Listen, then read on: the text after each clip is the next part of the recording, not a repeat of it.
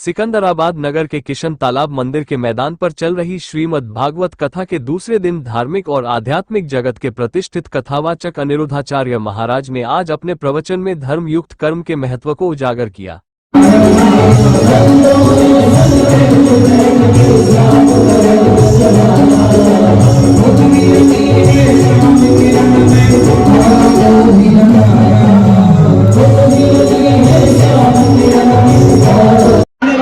शाकाहारी थे कि मांसाहारी थे? बोलो। फिर क्या शाकाहार में ताकत नहीं है? अरे शाकाहार में भी रावण को मारने की ताकत है। तुम्हारा दिमाग पता नहीं किसने खराब कर दिया, किसने तुम्हारे भीतर ये हत्या की भावना पैदा कर दी और तुम हत्यारे बन गए। उनके अनुसार व्यक्ति के कर्म तभी सार्थक होते हैं जब वे धर्म के सिद्धांतों के साथ जुड़े हों।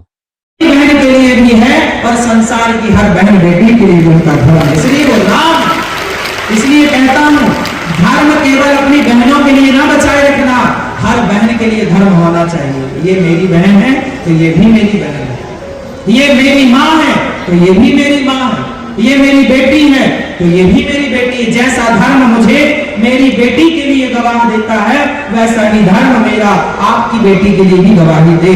क्यों जी, ये बात सही है कि गलत है? धर्म तुम्हारा मर चुका है, अपनी बेटी के लिए तो धर्म है पर दूसरी बेटी के लिए तुम्हारे अंदर धर्म नहीं है। अपनी बहन के लिए धर्म है, दूसरे की बहन के लिए धर्म नहीं है। इसलिए तो जब जब हो ये धर्म की हानि, यही तो हानि है। तुम्हारे भीतर का धर्म मर तो गया, बचा किसके लिए है? केवल बेटी के लिए। ये मेरी बेटी है, ये मेरी बहन है। लेकिन आजकल आदमी अपनी बेटियों की उम्र की लड़कियों से बहुत लोग ध्यान कर रहे हैं। अनिरुद्धाचार्य ने कहा, मनुष्य का जीवन कर्मों का संग्रह है और जब ये कर्म धर्म के मार्ग पर चलते हैं तो न केवल व्यक्ति बल्कि समाज भी उन्नति की ओर अग्रसर होता है। धर्मयुक्त कर्म का अर्थ है ईमानदारी, सदाचार और लोक कल्याण की भावना के साथ किया गया कार्य। उन्होंने इस बात पर भी जोर दिया कि धर्म का वास्तविक स्वरूप केवल पूजा पाठ तक सीमित नहीं है, बल्कि यह व्यक्ति के दैनिक जीवन और आचरण में परिलक्षित होना चाहिए। प्रवचन के दौरान उन्होंने भगवद गीता के उदाहरणों का हवाला देते हुए समझाया कि भगवान कृष्ण ने अर्जुन को कर्म और धर्म के महत्व को समझाया था। उन्होंने कहा कि अधर्म के कारण ही महाभारत हुई थी। मनुष्य के कर्मों का हिसाब ईश्वर के पास दर्ज है, आज नहीं तो कल सूद समेत सबका हिसाब होना है।